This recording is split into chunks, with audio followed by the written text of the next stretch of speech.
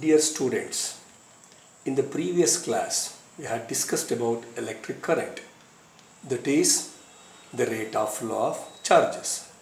Once the charges begin to move through the conductor, it sets an electric current in the circuit. The question is, do the charges move on their own?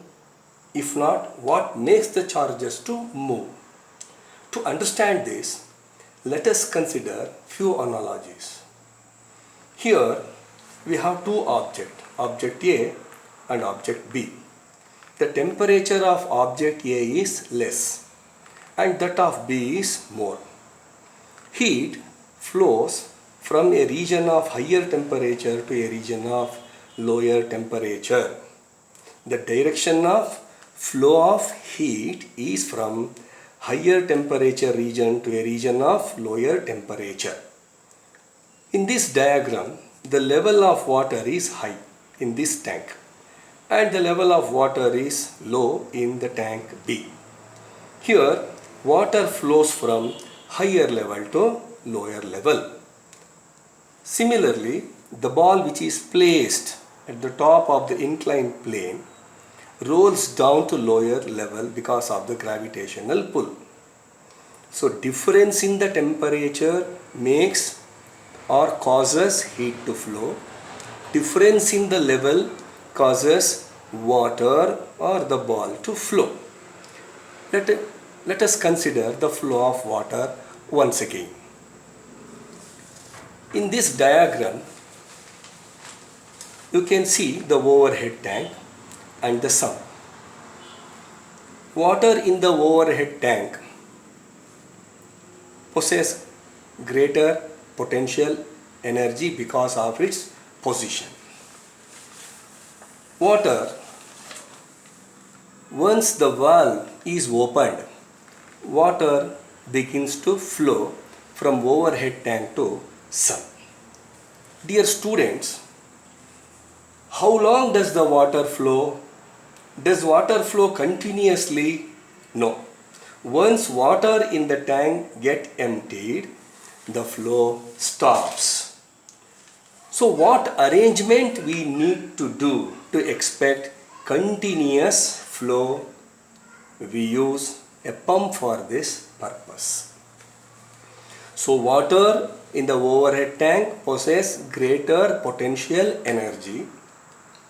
While flowing down, it loses its potential energy gradually and it is stored in the sump. Pump lifts water from sump to overhead tank. Once again, water in the overhead tank gains greater potential energy. So, we can conclude that the difference in the potential energy, higher potential energy, lower potential energy, difference in the potential energy causes the water to flow. And here, pump is lifting water from sump to overhead tank. The work done by the pump is stored in this water in the form of potential energy. So, the difference in the potential energy is due to the work done by the pump.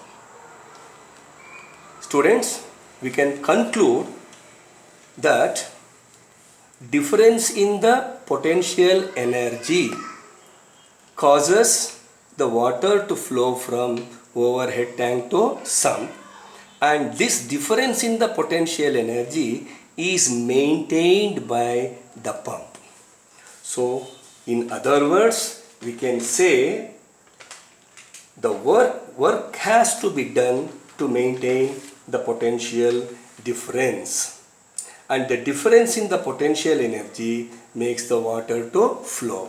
I will repeat, the work has to be done to maintain the potential difference, that is higher potential energy, lower potential energy, and this difference in the potential energy makes the water to flow.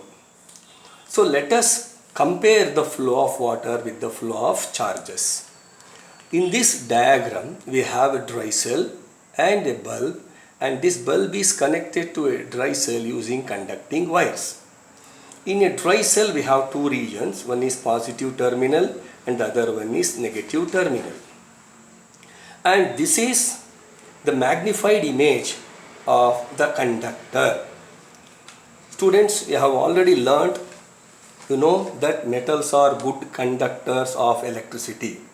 The reason is they have rich in free electrons, or you can call them as delocalized electrons, which are loosely held by the nucleus of an atom. They are free to move, but they are in random motion. They are moving in different direction.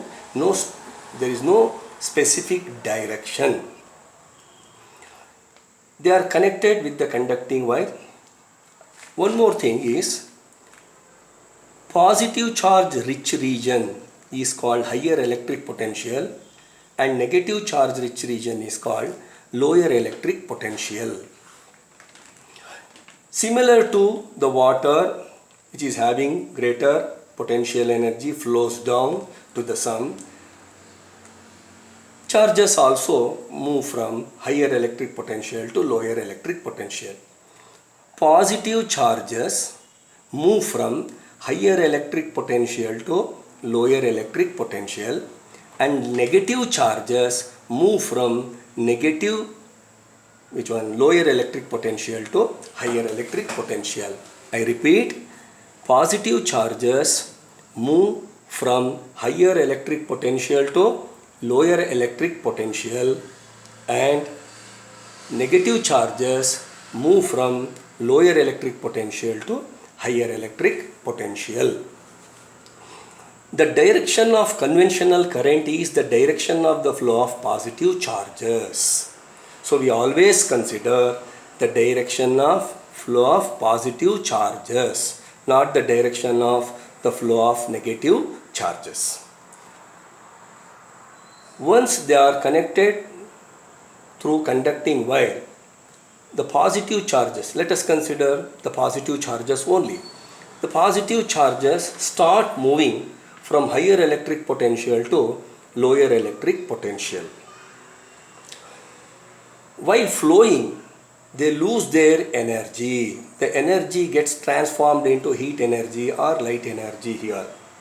They lose their energy and they return to the negative terminal, being pulled by the negative charges. They are being pulled by the negative charges, so they reach the negative terminal.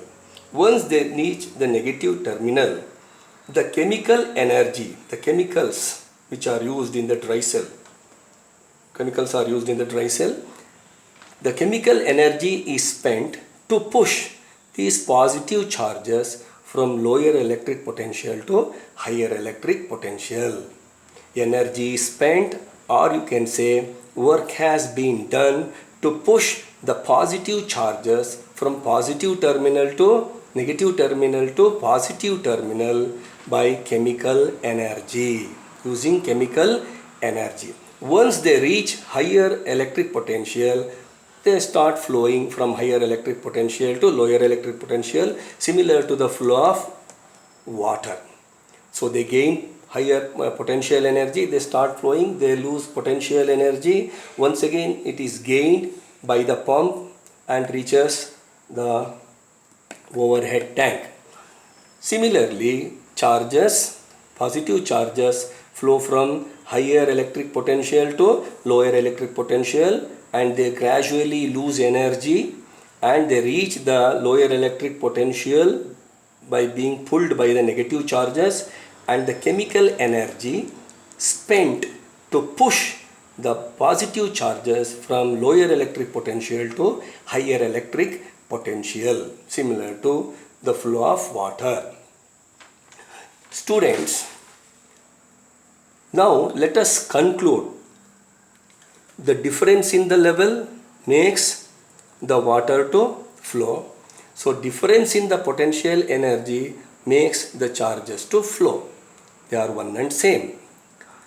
So let me give the definition for the potential difference. The potential difference is due to the work done, you know. Therefore, it is defined in terms of work done.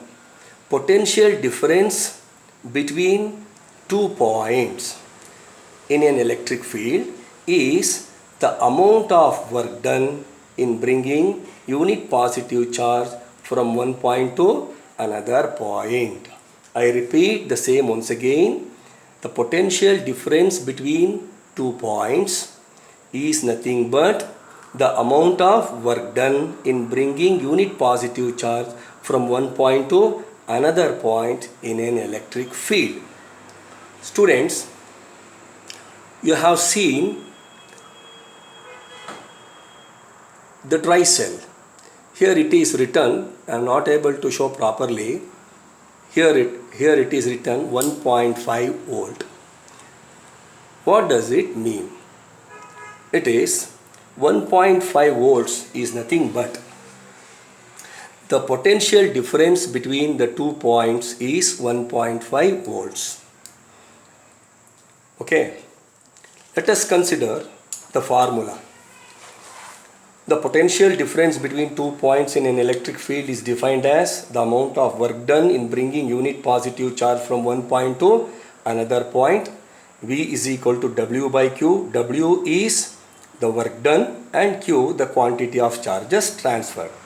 So SI unit of potential difference is work done is measured in joules and Q the quantity of charges in coulomb. So the SI unit of voltage or potential difference is joule per coulomb or volt. So let us try to define the potential difference between the terminals is 1.5 volts. Is it not? So what does it mean? That is 1.5 joule of work is done to transfer 1 coulomb of charge from one point to another point. So one point here, to transfer 1 coulomb of charge from this point to this point, how much energy is spent? 1.5 joules. How much work is done? 1.5 joules.